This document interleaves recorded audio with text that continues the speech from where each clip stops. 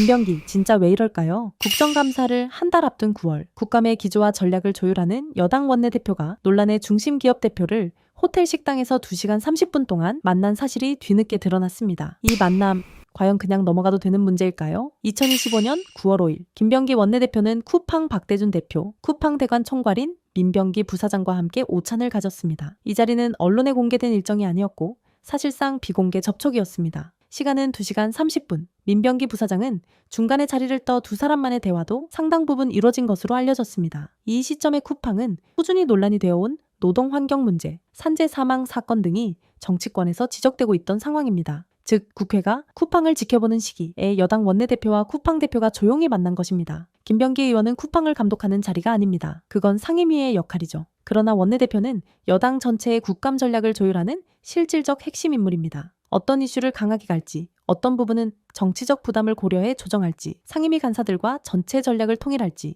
이 흐름을 설계하는 사람입니다. 즉 감독관은 아니지만 국감을 움직이는 사람입니다. 이런 위치의 인물이 국감을 한 달 앞두고 피감기업 대표를 조용히 만난다면 정치적으로는 매우 예민할 수밖에 없습니다. 그리고 김병기 의원은 페이스북을 통해 다음과 같이 해명했는데요. 하지만 이 해명은 이번 논란의 본질을 비켜갑니다. 첫째, 시점. 국감을 불과 한 달 앞둔 시기입니다. 이 시기에 원내대표 일정은 모든 정치적 이해가 집중됩니다. 둘째, 참석자 구성. 쿠팡의 대관 총괄이 동석했습니다. 이 때문에 정무적 성격의 만남으로 해석될 여지가 큽니다. 셋째, 장소와 방식. 언론 공개 일정이 아닌 호텔에서의 장시간 대화. 정치적으로 오해받기 쉬운 구도를 스스로 만들었다는 지적이 나옵니다. 따라서 정상적인 만남이었다는 해명만으로는 이 논란이 사라지기 어렵습니다. 국감을 앞둔 원내대표가 국감의 잠재적 주요 대상 기업과 오찬을 장시간 진행했다는 사실. 이는 국감의 공정성과 여당의 역할에 대한 신뢰 문제로 직결됩니다. 그래서 민주당 지지층에서는 해명보다는 정치적 책임을 묻고 있습니다. 민주당 지지층이 또 김병기에게 극대노하는 이유가 하나 더 있는데 빠르게 살펴보시죠. 지금 검찰 개혁이 돌아가는 상황이 우려되는 지점들이 발생하고 있어요. 어떤 거냐면 검찰 개혁을 우리가 안정적으로 유예기간 1년도 길다고 다들 했지만 그 유예기간 내에 안정적으로 끝내려면 올해 안에 공소청법이랑 중수청법 그리고 검찰청 폐지법이 그래도 통과는 시켜놔야 돼요. 12월까지는. 근데 그거를 논의하기 위한 기구인 국무총리 산하의 검찰개혁 추진단이 만들어졌지 않습니까? 그런데 그 자문위원장을 맡은 분이 누구냐? 한양대학교 박찬훈 교수님이신데 이분은 보안수사권이 필요하다라고 주장했던 분이에요. 큰일 나는. 아무튼 그렇게 주장했던 분인데 그래서 위원회니까 위원회 의견을 잘 모으실 거라고는 생각됩니다. 그런데 이제 제가 집중하는 들여다보는 지점은 어디냐면 이분이 인터뷰하셨는데 내년 상반기에 입법을 할 수 있도록 준비해 보겠다라는 말씀을 하셨어요. 그렇게 늦춰서?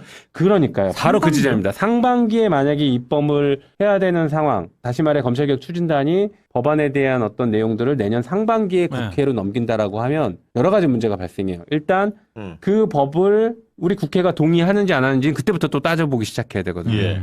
그러니 그걸 논의하는 과정이 또 시간이 걸립니다. 그래서 실제 법안 처리는 상반기에 못할 수도 있어요. 게다가 지방선거가 있기 때문에 이 법안 처리가 불투명해집니다. 그러면 무슨 일이 발생하느냐? 검찰청 폐지 1년 유예가 연장되는 수순으로 갑니다. 자연스럽게. 이거는 누가 좋아하냐? 검찰이 하고 싶은 거예요. 검찰이 지금 하고 싶은 거는 검찰 개혁을 최대한 늦춘다. 늦추면서 검찰청을 유지하는 거다. 검찰청을 유지하고 공소청이라는 이름으로 갈아타지 않고 검찰청을 그냥 이름을 그대로 폐지하지 않고 그 다음에 보안수사권을 가져온다.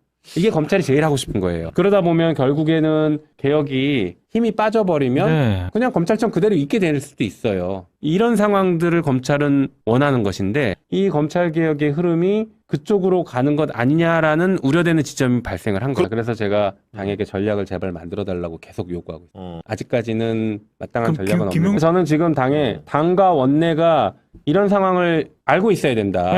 이런 상황을 알고 12월 말까지 입법할 수 있는 과정들을 좀 관리를 해줬으면 좋겠다.